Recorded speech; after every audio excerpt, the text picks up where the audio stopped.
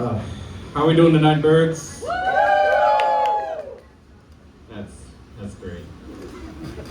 No, all 10 of you are doing so great. I'm so proud of you. All right, let's try that one again.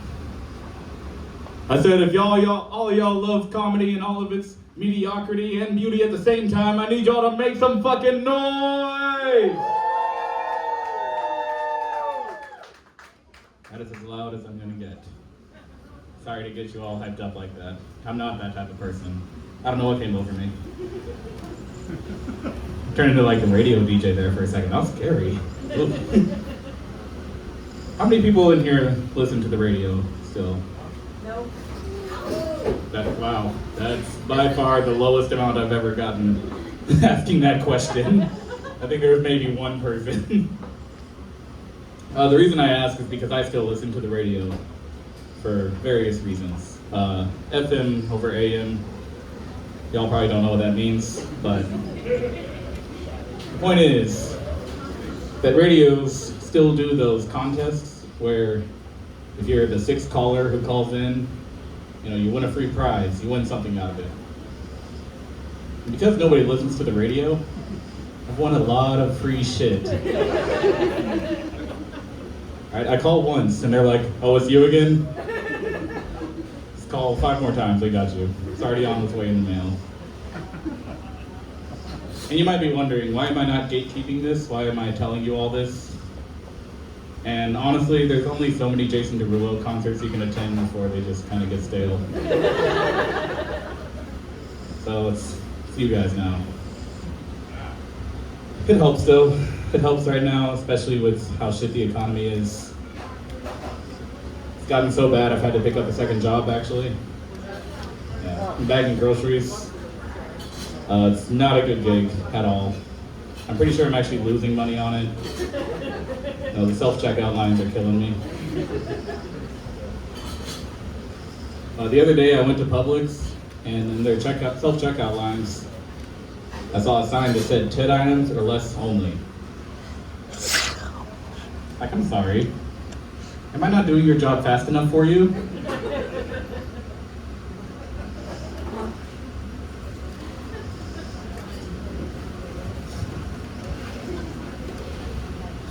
Yeah, the economy has not at all helped with my alcoholism. Yeah, we're getting real here. The other day, I took a shot of Hennessy. That in and of itself is enough. About 3 minutes later, I followed it up with a shot of Jack Daniels. Have you ever had a civil war going on in your liver?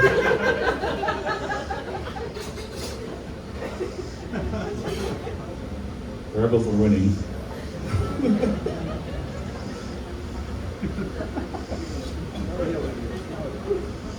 In an effort to try to negate the impacts of the economy, I've tried to start a few up-and-coming businesses. If you guys want to hear some of my business ideas. Yeah.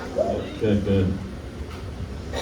My first idea is I want to create a place for people to hang out at NASCAR races, the Daytona 500, the Indy, is it also 500? I don't know. Are they all just 500? Either way, the point is that you're going to be able to hang out, get a little bit of downtime, This place is going to be called the Brake Pad. It gets better. Just trust me on this. My second idea is that I want to open up my own restaurant, and I want to sell hot wings. Right? I know there's 10 million chicken places in Tallahassee, but just believe me. The point is that my place is going to be called Icarus' Hot Wings. Any fans of Greek mythology in here?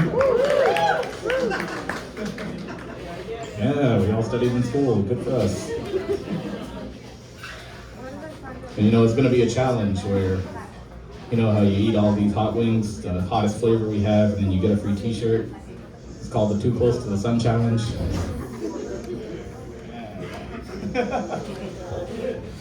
My last and personal favorite idea is that I want to get into the coffee business. And I want to go big here. I want to rival Starbucks. All right?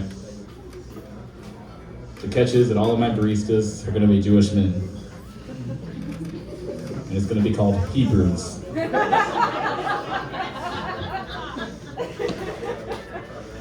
I always love like the cautious stare of everybody whenever I think Jewish men.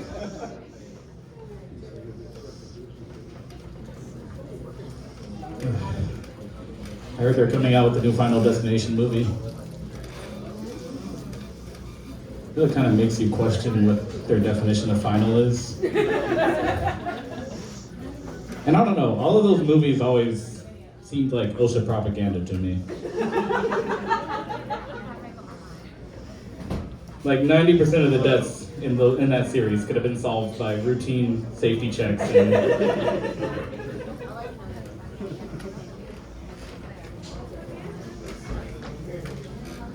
I wasn't always like this.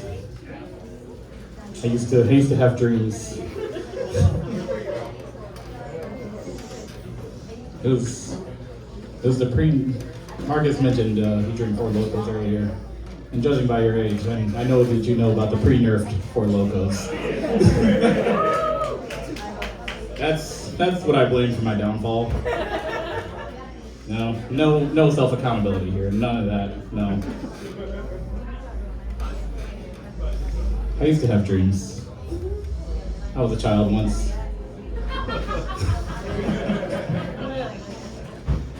When I turned 18, I got my very first tattoos. I got them right here on my shoulder. On this side, it says reality is for the wrong. And then it's a two-parter. On this side, it says dreams are for the real. Yeah, I like it because it kind of is me telling myself that I'm not gonna let the stresses of reality dictate what I want to do with my life. You know, I can be whatever I want to be. So I became a manager at Panera Bread.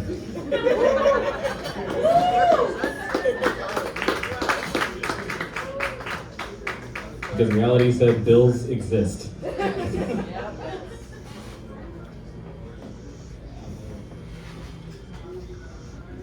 I just smoke. I almost said I smoke alcohol. Wow.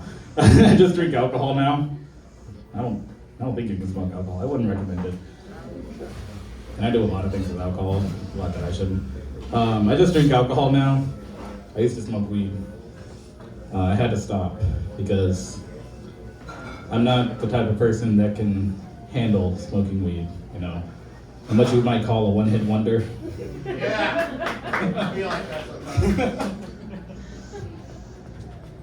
And it stresses me out and makes me paranoid. The last time I smoked weed, I found myself in a very difficult predicament. I found myself in the Checkers drive-thru line. If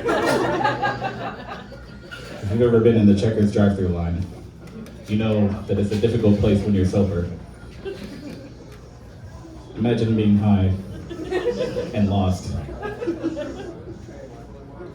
So I was making my usual order at Checkers. Usually I get a couple of hot dogs. I get them plain. I know that everything I just said is bewildering all of you, but just hear me out when I say this. I don't like mustard, okay? And I don't know what Checkers' thought process is, but every time I say I only want ketchup, I get both mustard and ketchup on my hot dogs.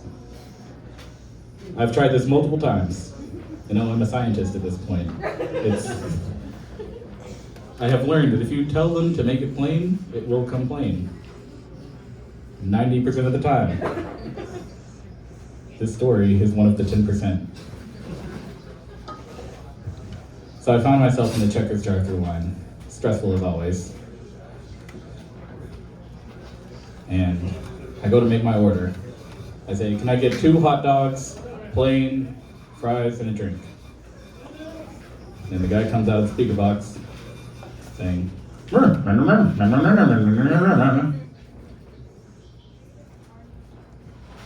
don't think I would have understood what he said if I wasn't high.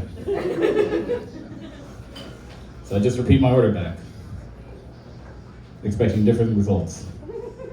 Of course, the speaker box comes on. So I'm thinking, okay, I'll just drive up to the window. There's no way my order can be wrong if I confirm it with the person at the window, okay? Everything should be fine. So I ask the person in the window, I say, hey, I just want to make sure you got my order right. Can you read it back to me? And then the guy comes out of the window, and he tells me,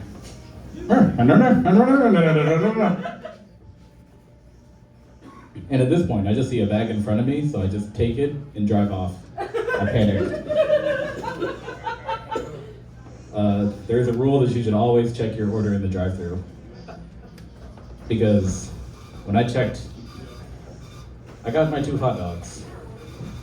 But what it was just 2 glizzies. No bun, no buns whatsoever. Just wrapped in little sheets of paper. And they still had mustard on them.